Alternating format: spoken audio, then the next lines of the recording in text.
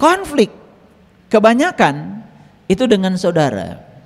Konflik kebanyakan tidak pernah dengan yang jauh, dengan yang terdekat.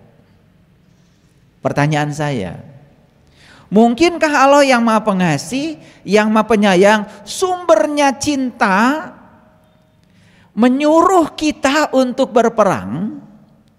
Dan perang yang dimaksud adalah perang seperti yang ada di kepala kita. Melakukan agresi, membunuh, menyerang sesuatu yang disebut berbeda oleh kita. Mungkin enggak? Kalau itu tidak mungkin, maka kita perlu waspada. Kalimat perang di sini itu perang apa sesungguhnya? Itulah pentingnya kita mengkaji sesuatu itu secara integrated, secara integral. Jangan mengkaji sesuatu secara parsial. Bahayanya ayat ini karena diwajibkan berperang, dan perang yang dimaksud adalah yang ada di otak kita, yang diajarkan oleh lingkungan kita. Perang yang dilakukan adalah melawan sesuatu di luar diri kita yang dianggap berbeda oleh kita, yang tidak kita suka. Makanya perang melawan keyakinan yang berbeda, perang melawan tujuan politik yang berbeda, perang melawan ideologi yang berbeda, itu sudah terus-menerus terjadi. Dan itu dianggap legal.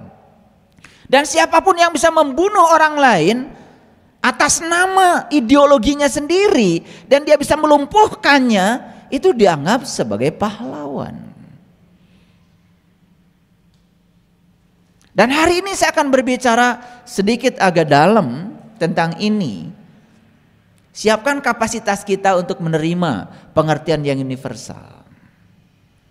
Kutiba alaikumul qital, diwajibkan kepada kamu untuk berperang. Wa huwa kurhul lakum, dan jelas perang itu kamu tidak suka.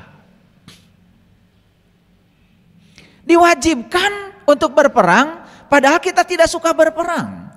Masa iya Allah mewajibkan sesuatu yang kita sendiri tidak suka? Betul? Bahkan banyak sekali orang atas nama keyakinannya menghancurkan rumah orang lain yang berbeda keyakinan. Dan dia mengacung-acungkan tangan ke atas seakan-akan dia pahlawan, seakan-akan dia membunuh orang lain, membakar rumah orang lain yang berbeda keyakinan dengan dia. Dia pahlawan. Siapa yang mengangkat dia pahlawan? Egonya, kebodohannya, ketololannya sendiri sebetulnya, yang tidak sadar dengan asal usul dirinya.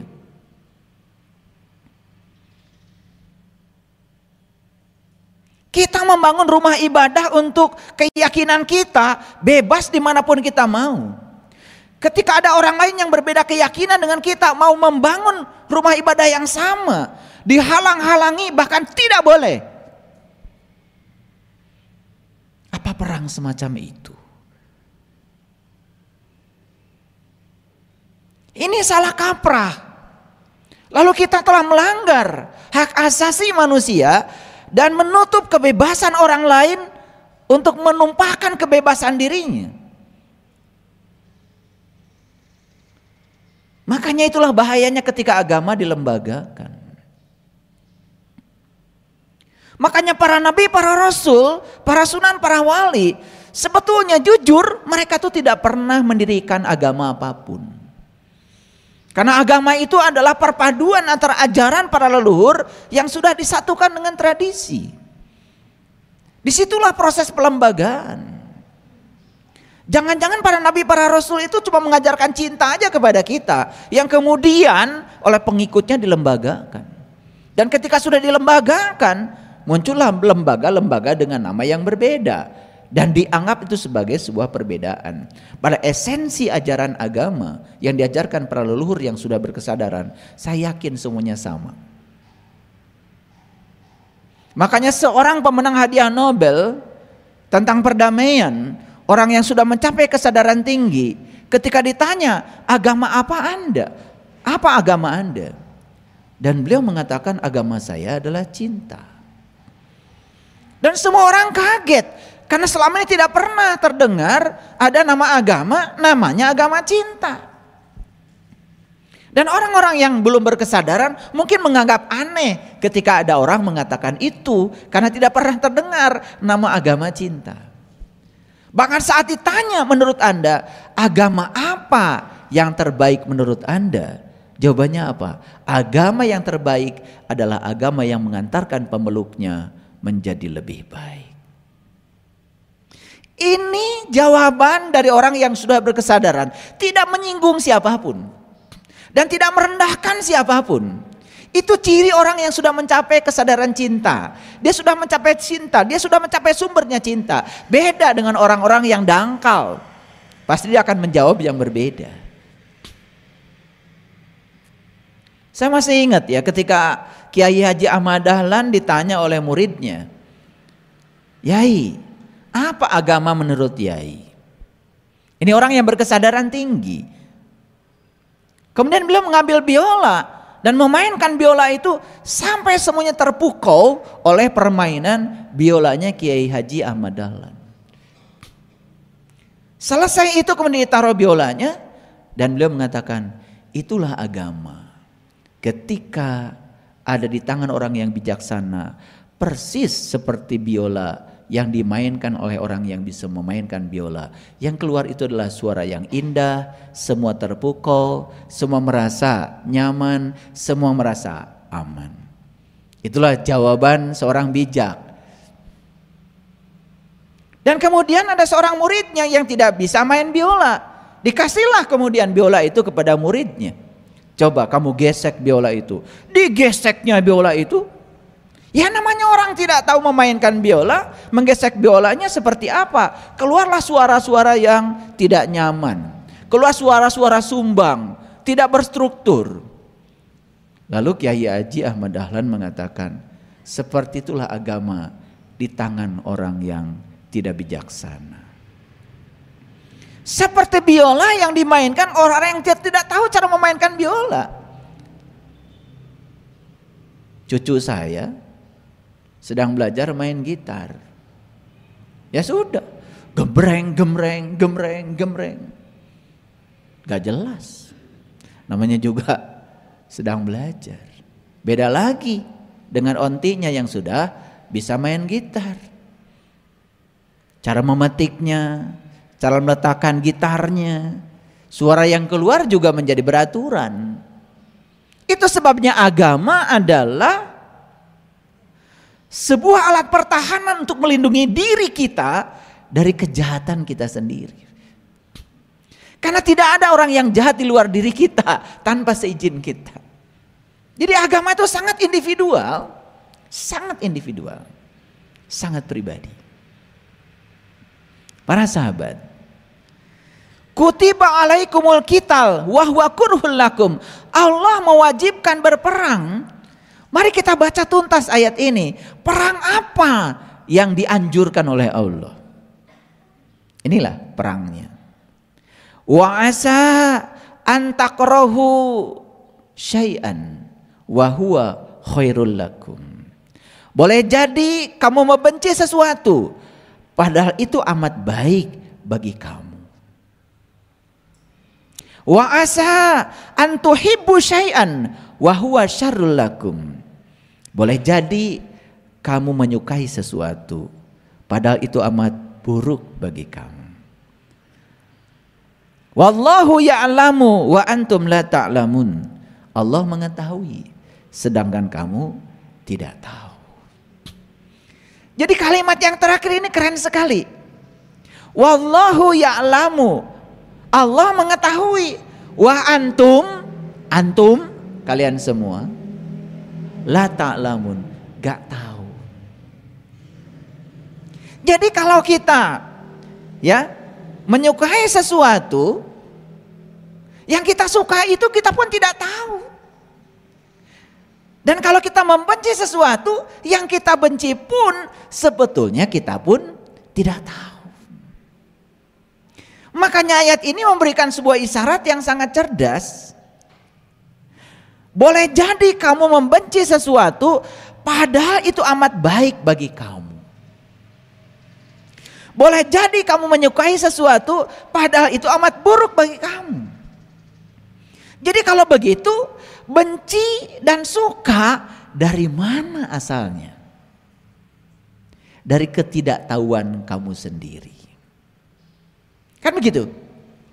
Jadi suka dan benci itu berasal dari ketidaktahuan kamu sendiri. Bayangkan orang yang tidak tahu apa-apa, kemudian disuruh mendukung si A sebagai calon ini,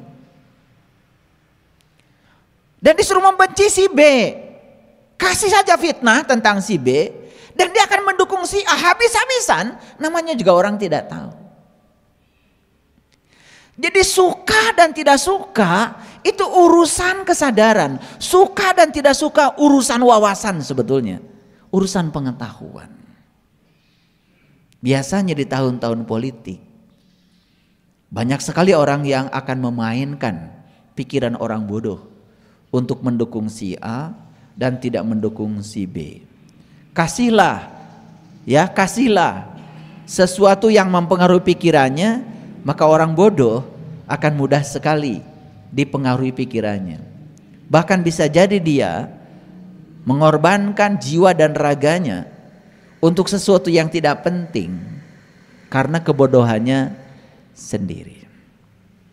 Jadi sebetulnya dari ayat ini kita dapat pelajaran, sebetulnya penilaianmu terhadap sesuatu yang membuat kamu suka ini dan tidak suka ini berasal dari kebodohanmu sendiri. Paham sampai sini? Masih suka si A, tidak suka si B, masih? Nah itu ciri orang bodoh. Kalau orang sudah berkesadaran, sudah nggak begitu lagi. Bahkan sama orang yang membenci dia sekalipun, ya dia menerima saja. Orang yang menyanjung dia, dia terima. Orang yang menghina dia, dia juga terima. Karena dia sadar dengan ayat ini. Boleh jadi kamu suka sama si A karena menyanjung kamu, padahal itu menjatuhkan kamu.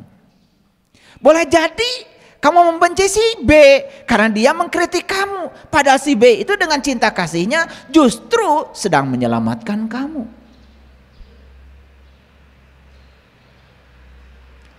Paham? Saya ngomong kecepatannya 5 km per jam, pelan-pelan. Pelan-pelan. Karena ayat ini berat ya. Apalagi kalau kita sudah banyak konflik dengan pikiran kita sendiri. Makanya saya berulang kali mengatakan, untuk mencapai kesucian syaratnya cuma 2. Bebaskan keserahkanmu kepada yang kamu ingin, dan bebaskan kebencianmu pada yang tidak kamu ingin.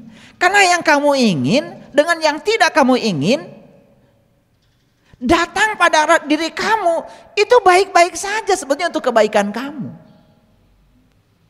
Bahkan temporary saya membuat judul kajian, satu-satunya sumber penderitaan, satu-satunya sumber kesadaran manusia adalah penderitaannya sendiri.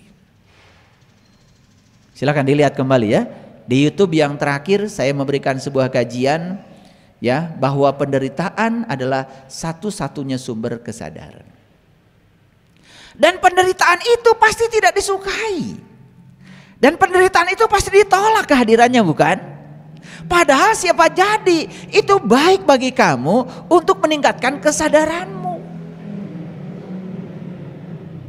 Jarang di kelas spiritual orang-orang yang sedang berjaya. Justru di kelas spiritual itu 99,99% orang-orang yang sedang mengalami banyak hal dalam hidupnya yang dia tidak suka. Ya seperti kalian.